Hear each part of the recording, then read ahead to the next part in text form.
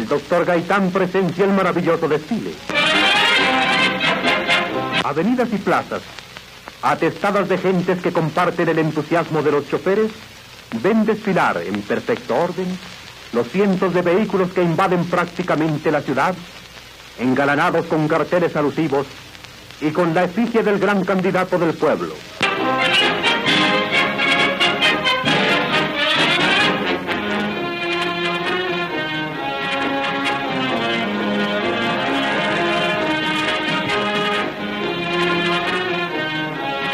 Jamás en la historia política de Colombia se había podido presenciar un entusiasmo más fervoroso y permanente alrededor de un movimiento político.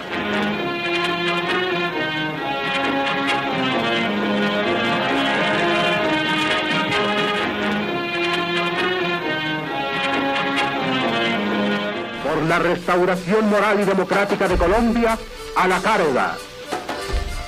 Por el derrumbamiento de la oligarquía, a la carga.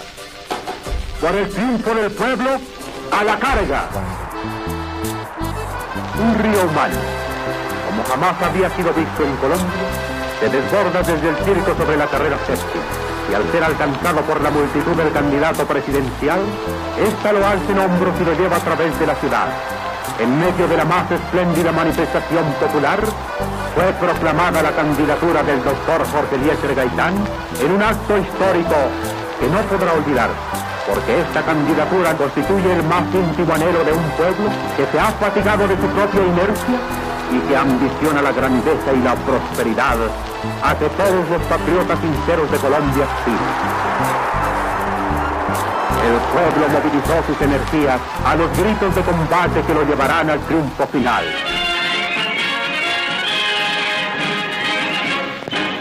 El pueblo de Colombia, en uno de los más formidables movimientos democráticos de su historia, se apresta a proclamar la candidatura presidencial del doctor Jorge Eliezer Gaitán.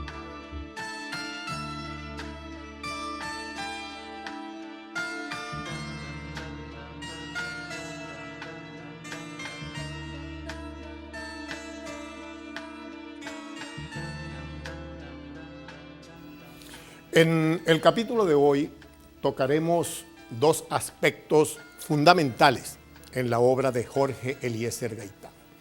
El aspecto como científico y como litigante. El continente latinoamericano no registra caso análogo al de Jorge Eliezer Gaitán, de afiliación irrenunciable al ejercicio del derecho, de desgarrado amor por tan loable profesión, de consagración plena a su ideal de justicia. Profundizaba en cada uno de los casos que como defensor tomaba, viviendo y haciendo sentir el drama de cada realidad, extrayendo conclusiones de hondo sentido común, de inequívoco contenido científico. Luego de cada magistral faena que era una delicia espiritual para jueces, profesionales, estudiantes y públicos como espectadores, quedaban extasiados. No quedaba detalle por esclarecer, no quedaba prueba por analizar, no había doctrina por comentar, ni necedad sin merecido reproche. Por esto y por mucho más, le cupo el rótulo de gran maestro. Nunca la juventud estudiosa de esta parte del mundo tuvo mejor paradigma. Se diferenció de la gran mayoría de los teóricos del derecho penal en cuanto a que su significativo aporte científico de indiscutible valor lo conjugó con un magistral ejercicio profesional cuya obra trascendental hace de él una figura realmente legendaria. Su ingenio le permitió triunfar en lo que hasta 1928 había sido un intento frustrado: resolver el problema penal de la premeditación. No con recursos metafísicos, sino con herramientas científicas. No con vacilantes abstracciones, sino con claras experiencias. Ninguna de las escuelas, ninguna de las tendencias, ninguno de los autores encontraban resultados satisfactorios en lo que se venía convirtiendo en una verdadera dificultad sin encontrar solución. Jorge Eliezer Gaitán fue un abogado colombiano brillante, que además fue también un político de gran arrastre, carismático, un hombre que movía a las masas. Por primera vez el pueblo encontró un representante que incluso desde el punto de vista de la fisonomía se identificase con él. Antes que un político, fue un soñador y un científico social que quiso interpretar el sentir de toda una masa que tenía un origen mestizo. Entonces Gaitán, a pesar de su pobreza, se educó y se fue incluso para estudiar la criminología y el derecho penal en Italia. Vino de las clases populares, era una de las muy pocas personas que llegó a educarse, se hizo abogado en los años 20, después consigue una especie de apoyo para ir a Italia, donde se doctora.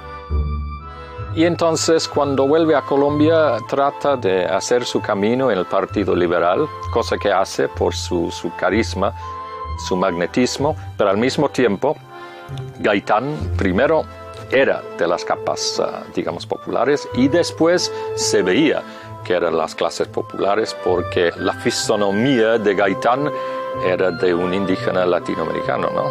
Gaitán tenía rasgos plenamente indígenas en un país donde los políticos casi siempre eran hijos de las clases dirigentes colombianas que de alguna manera trazaban sus dinastías a la colonia o a comienzos del siglo XIX. Y Gaitán, incluso en su aspecto físico, tenía la misma cara del pueblo, exigía igualdad para el pueblo, y era una prueba fehaciente de que un hijo nacido del pueblo podría llegar a ser grande.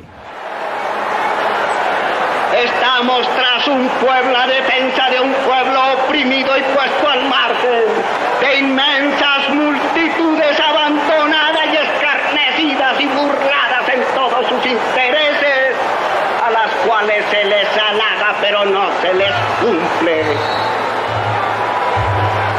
Gaitán era una persona que siempre habló defendiendo la raza latinoamericana en contra de los prejuicios de la idea de que era una raza viciosa, mestiza, inferior, etc., diciendo que al contrario, los latinoamericanos deberían enorgullecerse de su raza, de sus orígenes, de su carácter.